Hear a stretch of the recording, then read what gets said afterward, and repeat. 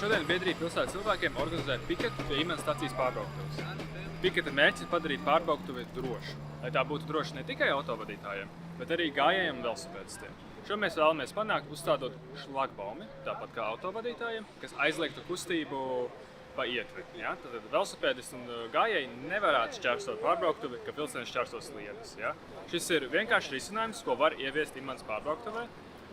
Un mēs turpināsim cīnīties ar pašvaldību un Latvijas dzelzceļu, lai šādu risinājumu ieviestu. Kas tev motivē šodien atnākt šeit? Pirmkārt, ka es pats saskāros ar problēmu.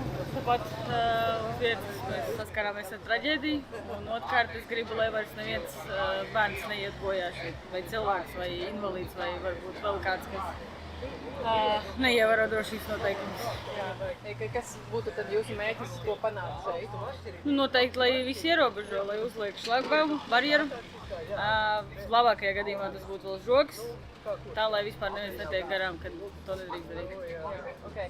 Vai tev liekas tā iedzīga aktivitāte, kas šodien notiek? Obligāti, noteikti, ļoti iedzīga. Mēs diezgan daudz cilvēku redzēja, kas te notiek. Es pieļauju, ka mēs tagad vēl visu pacelsim haju bišķīt. Es ceru, ka Latvijas dzelzceļš mums saklausīs.